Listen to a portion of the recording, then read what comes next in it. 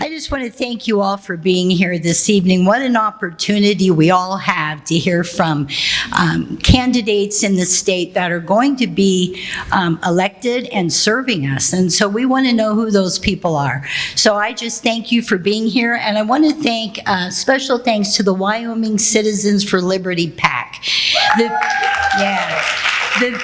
The venues that they are providing in Fremont County are valuable to candidates and citizens alike. In this huge county, it is very hard to get to know people. So events like this give us an opportunity.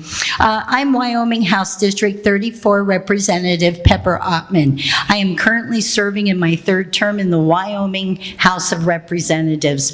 My district goes from west of Du Bois, down through Kinnear Pavilion, over to Campbell's Corner, eastern side of Riverton, down to Jeffrey City, over to Lyons Valley. So it's pretty diverse. So I just appreciate everyone that takes the time to call me or come to things to find out about what's going on. And I thought I would just, I'm running for my fourth term, and I'm running unopposed. So I just thought, for those of you that don't know me, I would just kind of give a background. When I was figuring out what to say this evening, I happened upon an interview from 2024. And I thought, you know, those things that I went into the legislature for are still the principles and the values that I hold today. I began in 2014 as a precinct committee woman. I was new to how government worked and really who represented me in my county and in my state. After experience with the state GOP Central Committee in 2016, I ran for the Fremont County Republican chairmanship and won that election, and also won with a large majority in 2018.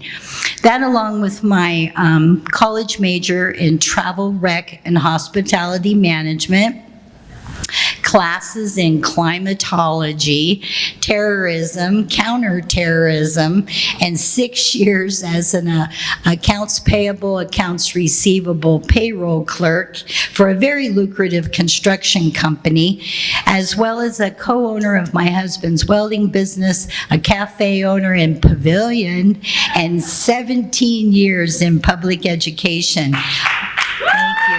Thank you. I possess over 50 years of work experience and a varied and valuable background in the world around me. With all the chaos in 2021, I was sworn in. At that same time, President Biden came in with his executive order 14008, which was called America the Beautiful, which we have come to know as 3030, that still affects us to this day. It weighed on me bad. I just couldn't believe it. So the first couple years in the legislature and up until now, I consistently run bills that hopefully will turn this ship around here in Wyoming. HB 139 was protection of Wyoming land and resources. HB 140, conservation easement amendments. While conservation is a wonderful thing, we want to conserve energy, conserve our water, conserve our land, but we do not want to put it under government protection and ownership. And that's the direction that this 14008 is headed.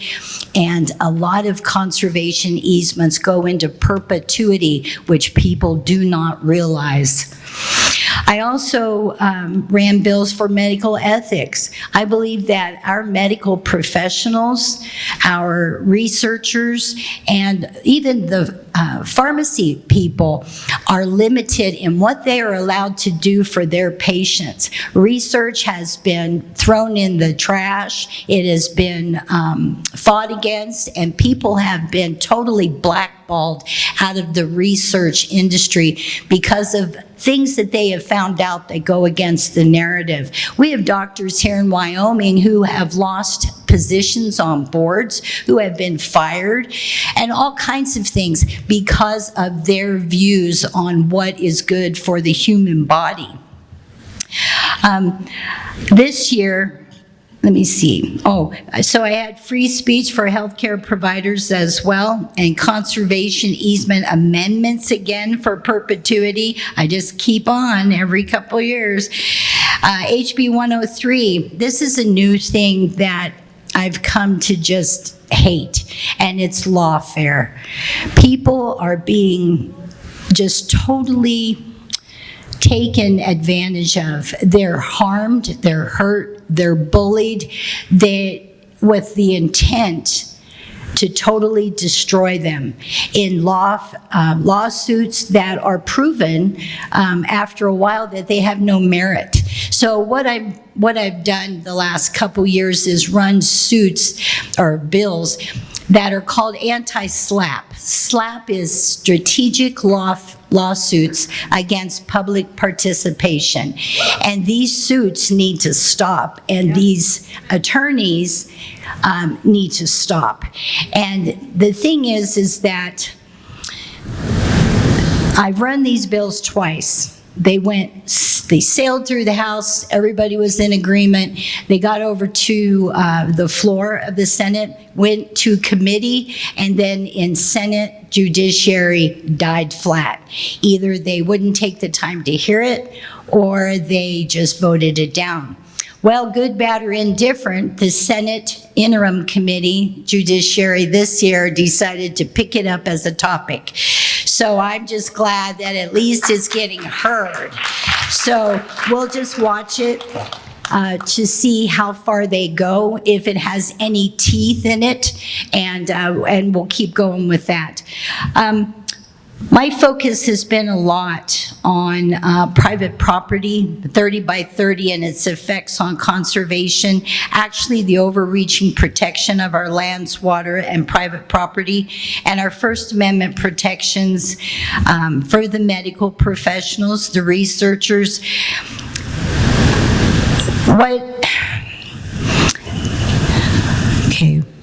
I was just going to say, I have fought for years, even as an employee at the school district, against No Child Left Behind. And the sad thing about that was that it was because of money.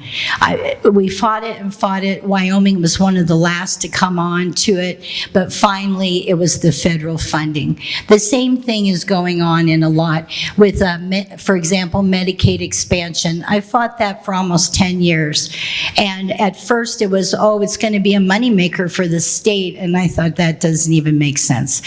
So it was at 90-10, down to 50-50, and I want you to know that because Wyoming did not sign on to Medicaid expansion, we have saved ourselves over $400 million every biennium. So I will leave that for now. I'm Pepper Ottman. I thank you for attending this evening, and I hope to have your support on Tuesday, August 18th.